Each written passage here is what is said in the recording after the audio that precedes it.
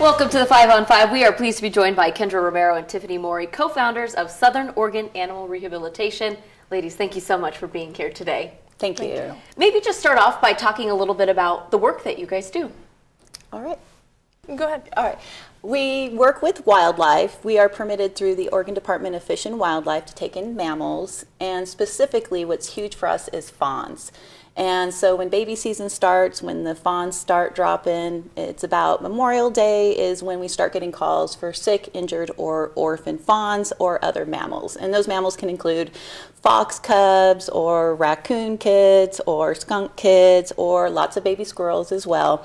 And so we get calls that something's going on, possibly they're dehydrated, mom's been killed, a lot of times mom's been hit by cars, or other animals get to them, and so we get called in to basically take over that role and make sure that they get the nutrition that they need, and also make sure that they don't get imprinted or habituated, which is really important, which basically means they don't get used to humans. We don't want them to think of humans as that's where they get their food, and that's where they can go up and not have that natural fear of, and so we work very hard at that as well. Because you're trying to essentially nurse them back to health and then release them and get them back into their natural habitat. That is our main goal with SOAR, is we're not an educational facility where we're not open to the public. Our main goal is to take in the animals that we get in that need our help and re-release them back out in nature where they belong.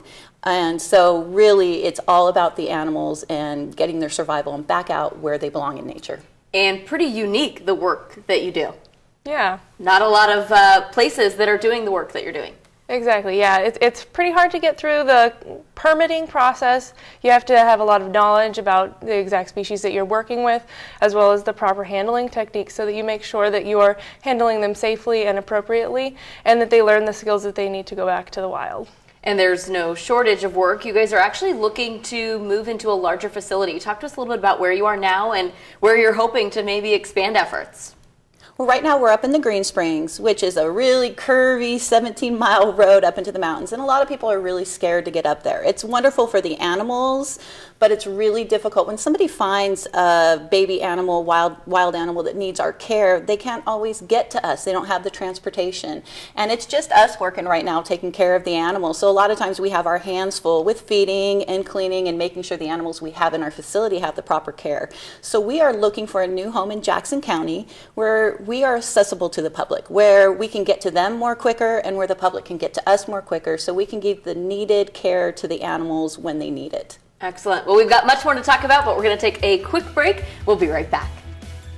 Welcome back. We are pleased to be joined once again with Kendra Romero and Tiffany Morey of Southern Oregon Animal Rehabilitation. Thanks once again for being here. Thank you. So we're talking about the efforts that you guys do and looking for a new location. You also have an informational meeting that's coming up where people can learn more information about this. We do. It's very exciting. We've decided to open up a public meeting where if you are interested in working with wildlife and volunteering, and especially if you want to have a big part on our board of directors and really facilitating this new move, please come out to this informational meeting. It's going to be Friday, March 3rd at 4 p.m. at ScienceWorks inside their theater in Ashland.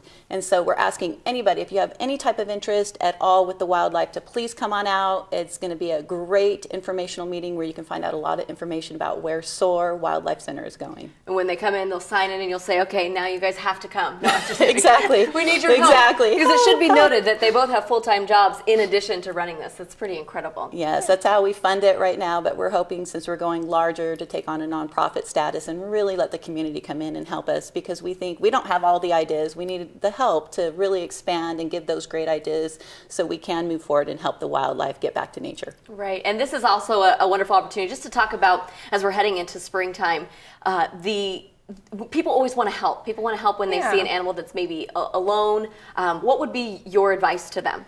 Yeah, a lot of times when you run across a fawn, particularly, these guys tend to come into us a lot, that actually don't need us. Mom was still there. So you always want to remember, just because you see something out in the wild that's young and there's no mom around, doesn't mean that mom necessarily isn't taking care of them still.